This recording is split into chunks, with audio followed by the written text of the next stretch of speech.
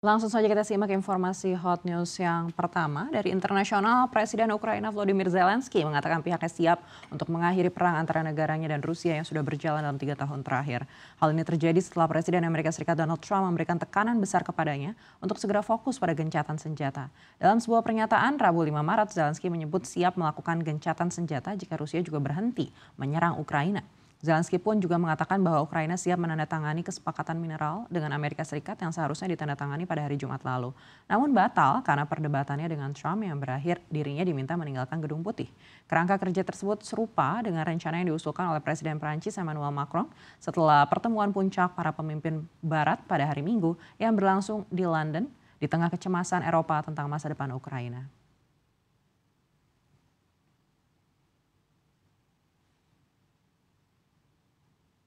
Informasi berikutnya dari dalam negeri, Menteri Pendayagunaan Aparatur Negara dan Reformasi Birokrasi atau PAN-RB Rini Widiantini resmi menerbitkan surat edaran nomor 2 tahun 2025 yang mengatur pelaksanaan kebijakan bekerja fleksibel atau Flexible Working Arrangement untuk para ASN di setiap instansi pemerintah. Surat edaran ini diterbitkan untuk mendukung peningkatan produktivitas kerja penyelenggaraan pemerintahan dan pelayanan publik untuk kelancaran mobilitas masyarakat pada masa libur nasional maupun cuti bersama Hari Suci Nyepi dan Hari Raya Idul Fitri 2025.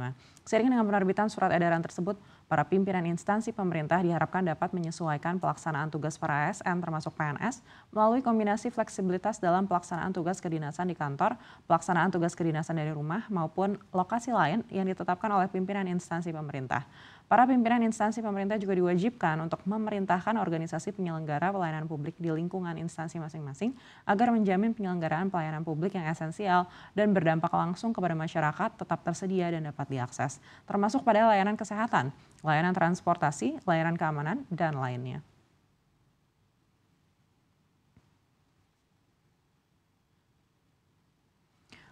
Masih dari dalam negeri, pemerintah menganggarkan 50 triliun rupiah untuk pembayaran tunjangan hari raya bagi aparatur sipil negara termasuk PPPK dan PNS hingga TNI Polri di tahun ini. Adapun pencairan akan dilakukan lebih cepat yakni 3 minggu sebelum Lebaran.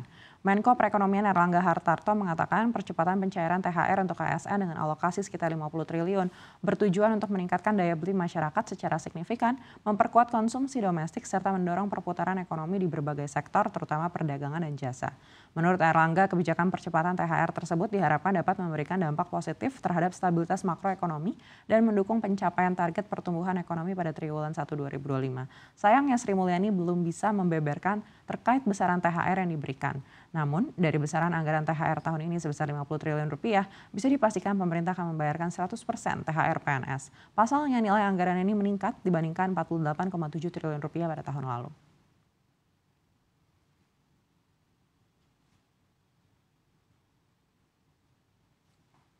Kita beralih ke informasi komoditas, harga emas makin melaju usai runtuhnya indeks dolar Amerika Serikat jelang rilis data penggajian Amerika Serikat yang akan diumumkan akhir pekan ini, serta kebijakan tarif Trump. Kini harga emas dunia bersiap kembali untuk mencetak rekor-rekor baru. Harga emas menguat tipis pada perdagangan Rabu ditopang melemahnya dolar Amerika Serikat yang melemah karena investor menahan diri untuk tidak membuat taruhan besar menjelang rilis data penggajian Amerika Serikat akhir pekan ini. Harga emas juga naik didorong oleh kebijakan Trump. Harga emas masih bertahan di level tinggi didorong oleh kekhawatiran perang dagang yang membuat harga tetap berada di atas level kunci $2.900 AS per troy ounce. DXY kembali tertekan selama 3 hari terakhir dan kini berada di posisi 104,3 atau terendah dalam 4 bulan terakhir. Pembelian emas global dikonversi dalam dolar Amerika Serikat sehingga pelemahan emas membuat sang logam makin terjangkau untuk dibeli. Kekhawatiran tentang langkah-langkah tarif Presiden Amerika Serikat Donald Trump telah mendorong harga emas sebagai safe haven ke rekor tertinggi tahun ini, mencapai puncaknya pada $2.956,15 per troy ounce pada 24 Februari lalu.